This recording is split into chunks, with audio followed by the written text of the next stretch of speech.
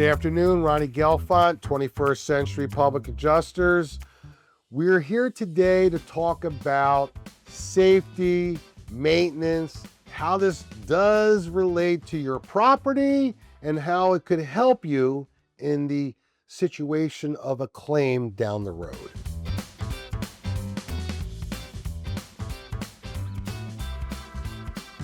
How does maintenance relate to the possibility of a claim and to your insurance carrier?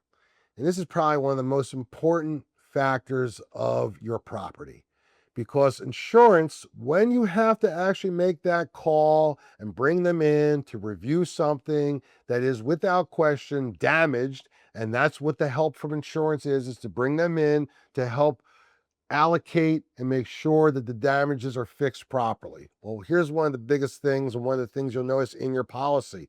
Most exclusions, most things within a policy relate backwards to two major things: maintenance and taking care of things, okay? Being responsible. Are you doing the things that are important? What are my examples of these things? Right now, it's summertime. So no one's thinking about, and we'll get into this in a second, anything related to the winter. But what can you do right now? We just had storms all last week, took on 11 new claims. This is the biggest thing I noticed in each person's house, regardless of the actual damage that we saw. We have wind damage. We have a tree down on a property. All obvious, obviously no problem. We're going to get these things paid for. The maintenance issue is when I bring the adjuster out from the insurance company and he's looking over the roof and where the tree fell and all these variables, he's also noticing that every gutter is full with debris. Is it from the instance of the storm that one night, or is it just basic maintenance? My recommendation to the homeowner is make sure that whoever your roofer is that's helping you out with this temporary repair is emptying out all your gutters, so there's no opportunity for the insurance carrier to come back and say, hey, maybe a piece of this has to do with maintenance. Maintenance being, do you keep your gutters clean? Are they empty? They will deny you or find a way to pay you less due to a basic maintenance like that. Or to look and see that the storm did blow one of your downspouts. Go to the store, get another downspout, find the downspout, reconnect it. Make sure the water is going away from the property. If it only goes this far, get a device that makes it go 2 more feet. You don't want water in your basement. This is what maintenance is. This is just talking about how water falls in your home and moving it away. More maintenance things. And this is something I dealt with more so in the wintertime, and this happens definitely in October, more so than any other time. People turn on their fireplace. Fireplace is a great product. It's contained heat, warms your home, it's pretty. But here's some basic stuff people don't do. 1, clean. Not you clean your fireplace. Bring a professional in with a license, cleans your fireplace, certifies your fireplace, maybe even checks your fireplace for any other safety issues. Why is that important? This past year had 3 customers. All of them didn't know how to open a flue, the one piece that's closed all summer long, and of course winter if you're not using the chimney because you don't want cold air coming in, so it's closed. How do you light a fire and not open the chimney? That's what I thought. It was a normal thing to ask somebody. Well, they didn't realize is what this one client said, and when she went to move the device over, the device came out in her hand. Didn't know what to do. You know what the fire department told her? The fire is contained. Walk out of the house. Don't be in the house so you don't, have any carbon monoxide inhalation or anything like that. Well, guess what? The house is full of smoke. Second lady dealt with a very similar situation. She couldn't move it. It wouldn't move. So what did she do with a giant, robust fire? She dumped water on it. So much soot came out in that living room area, she had smoke damage everywhere. Another person, same scenario, moves it back and forth, shows it moves back and forth, but it's not moving anything. So again, having smoke come back into your home for no good reason. This is maintenance. Easy maintenance things. I would recommend before you light a fire, make sure you feel the air. Make sure that you do that. That's 3 different families that couldn't live in their home after the incident took place and had to deal with soot being removed from their house. Very costly, very expensive, and very time consuming. So my recommendations, as you can see, from the exterior of your home with just some basic things to do, to something so simple, checking to make sure your flue opens, calling a professional in, making sure they're checking your fireplace, there's no cracks, there's no openings, and most importantly, all the components work, that you're good, it's clean, you're not going to have any issues.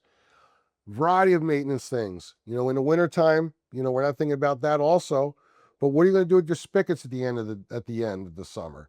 If you're not using your spigots anymore, you want to turn them off, you want to run all the water out of them, you want to put a cover on it, you want to make sure that you have what's called a cock seal. A cock seal turns it off here and runs all the way in and turns it on and off here. So there's no water in this one area where it's going to freeze in the middle of winter. That's how you get freezes in your pipes.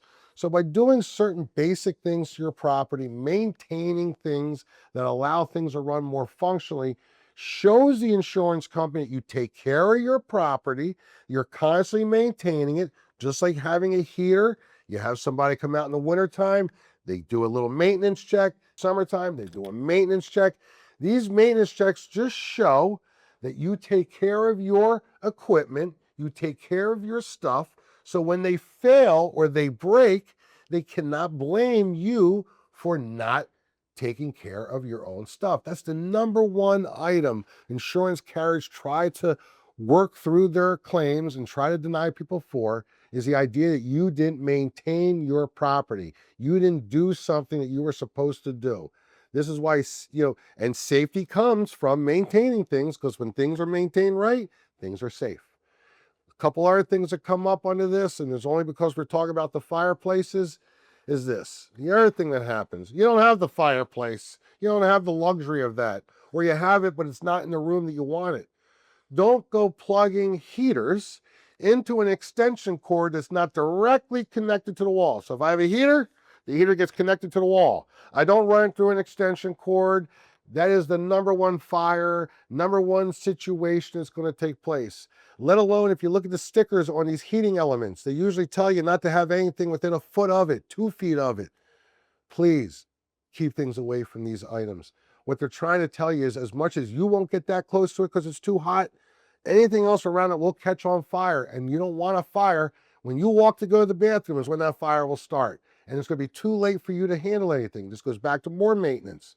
I walk into people's homes continuously. If I'm in your home doing a consultation or there because of a tree falling, and you bring me in your home and I hear your fire alarm chirping, the number one thing I do is go back to my car, get a 9-volt battery, ask you for a little step ladder, and I'm going to fix that when I'm in your home because I don't want to come back for a fire. I do whatever I can. Those are all maintenance to ensure that you don't have a smoke situation when you least expect it. Don't tell me that you heard the beat for 3-4 days. You're going to get to it. Going to get to it means that you're going to have a fire happen before that. That's the purpose of it. You don't plan a fire, they happen. So you have to maintain everything in your home to keep things safe. That's something that I try to handle with most people when I see them, something they don't think about. And then once we're at that point of fixing something like that, I ask them, do you have carbon monoxide? Do you have other elements here in your home to help you? I don't sell these things, but I try to help people. I want people to be safe. The safer you are, less opportunity you're going to need insurance, less opportunity you're going to need me. You only need me for tips. That would be the best way to get information from me, is watch my podcasts, see the various things I speak about related to insurance or safety, and put yourself in a better position for tomorrow. Anything I can do to help you, I'm here for you. Always located at 41 University Drive, Newtown, PA, 18940. Catch me online, www.21stcenturypublicadjusters.com. I know I'm on Reels. I know I'm on some TikToks. I know I'm on all variations out there. I have my own YouTube page. Like them, share them, move the stuff, save them, comment on them. Do whatever you need to do to help better yourself. And if there's something we can do to make things better for you, reach out. We'd be happy to consult with you and do what we can. Ronnie Gelfont, 21st Century Public Adjusters. No claim too small. Thank you.